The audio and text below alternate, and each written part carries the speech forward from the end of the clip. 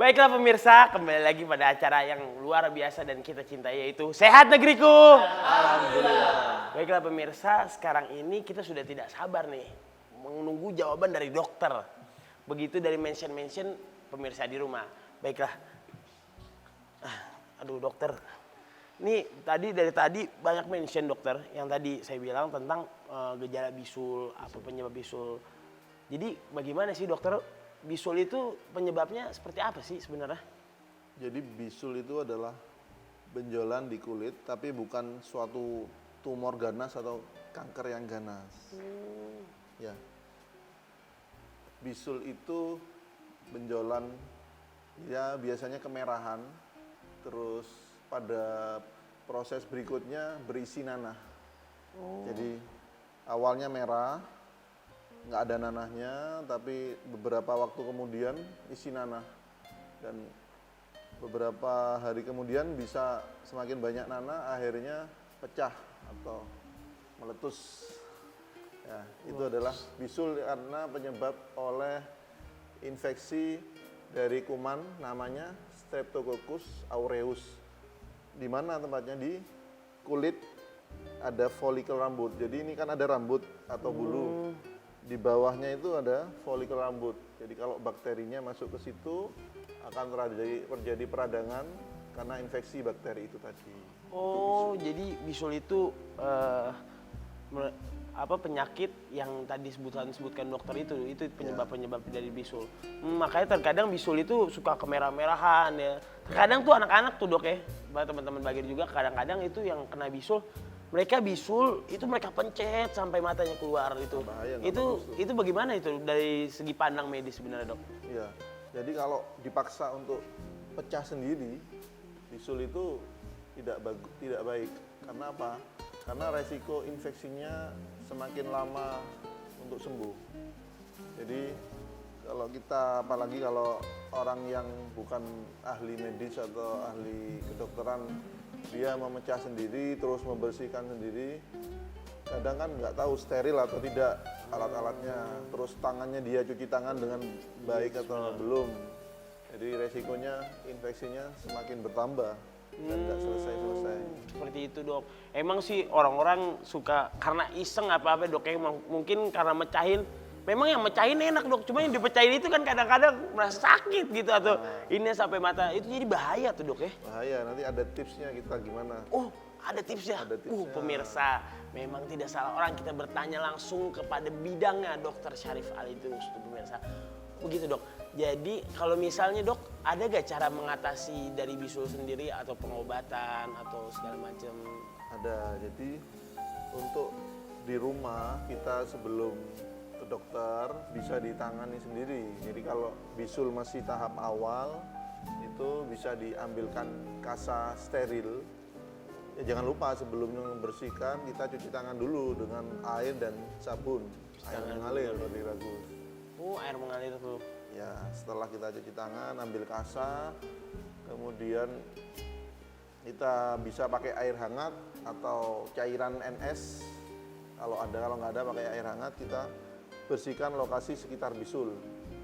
Nah, jangan sampai langsung dipecahkan sendiri. Biarkan bisul itu pecah sendiri. Biarkan dia merah-merah semakin isi nanah, terus kalau ada nanahnya biarkan pecah sendiri tanpa diprovokasi oleh kita sendiri. Gitu dok. Tapi dok, kira-kira dok, bisul itu ada gak sih maksudnya keluhannya apa tanda-tanda dari bisul itu sendiri? Ya, tanda-tandanya awalnya kulitnya berwarna merah, kemerahan, kemudian semakin lama kemerahannya semakin meluas. Terus tahap setelah itu adanya produksi nanah di dalam kemerahan itu tadi. Kemerahannya berkurang tapi putih-putih atau nanahnya semakin banyak. Semakin banyak, ya tergantung dari daya tahan tubuh orang tadi. Tapi keseringan tuh bisul nular dok ya? Nular maksudnya dari tangan ke sini ke tangan? Ya, kalau orangnya kebersihannya kurang bisa menular dari orang satu ke orang lain atau dari tangan atau dari bokong ke tempat lain juga bisa. Oh, biasanya tuh kalau kalau kata orang dulu dok ya, tapi nggak tahu mitos. Katanya kalau kita dudukin bantal tuh bisa buat bisul tuh dok. Itu itu kata orang dulu sih sebenarnya. Itu benar gak sih dok sebenarnya? Ya kalau misalkan memang itu bantalnya kotor, tapi secara medis secara langsung sih nggak ada. Cuma Oh jadi itu mitos. kembali lagi kepada kesehatan kita sendiri ya dok ya. Nanti juga ada faktor risiko kapan sih orang bisa gampang kena bisul, ada faktor-faktor risiko yang harus dijaga. Oh, ada faktor-faktor resiko tersendiri. Oh, terus dok, ada beberapa dari sahabat negeriku bertanya juga tentang bisul, mengenai bisul juga. Jadi, apakah bisul itu sama dengan penyakit tumor dok? Jawabannya, ya bisul itu sebetulnya tumor. Ya semua benjolan dalam kulit, pada kulit itu tumor. Cuma tumor itu ada tumor yang jinak, ada yang ganas. Ya. Oh, ada yang jinak, ada yang ganas. Ya, Oh, jinak udah kayak inian juga dok, kayak orang juga bisa jinak. Kalau yang ganas itu namanya kanker. Ya, bisul ini bukan termasuk kanker, tapi adalah tumor yang jinak, artinya sel yang ukurannya lebih dari normal, ya karena peradangan itu tadi. Ya, Berarti jadi bisul itu bukan kanker yang ganas. Oh, berarti nggak terlalu berbahaya gitu Tidak dok ya? berbahaya. Tapi dari bisul sendiri bisa menyebar gitu. Ya artinya bisa membesar. Membesar bisulnya kalau daya tahan tubuhnya nggak bagus, terus bersihannya tidak dijaga, infeksinya itu semakin meluas. Tuh pemirsa yang bertanya tentang bisul, apa sih penyebab bisul, apa yang mengatasi bisul tuh. Jadi semuanya tuh terangkum kesehatan kita dok, dari kesehatan kita sendiri. Betul. Dari kita mencuci tangan, serta semuanya gitu dok ya. Ya, jaga daya tahan tubuh terutama. Jaga jalan tubuh tuh dok ya. Terus dok, apa dari bisul-bisul sendiri itu ada bentuk-bentuknya atau ada ini nggak sih dok dari bisul? Ya bentuknya secara umum bentuk bulat itu. Bulat, merah, terus lama-lama ada nanahnya. Yang lama-lama pecah. Seperti itu. Oh begitu. Terus cara mengatasinya dok, cara mengatasi bisul biar maksudnya biar nggak nyebar, biar nggak ini, itu gimana sih dok? Ya, kalau cara mengatasi tadi sempat sudah saya singgung di awal tentang cara pakai kasa, terus dibersihkan dengan air hangat, terus nanti tutup kasa lagi, setelah 2 hari atau 3 hari kasanya diganti, sambil minum, kasih salep antibiotik juga bisa. Jadi kalau sudah 3 hari atau lebih bisa minum antibiotik juga nanti sebaiknya konsultasi dengan dokter kalau bisa, biar nggak sembarangan minum antibiotik. Sembarangan makan obat dok ya.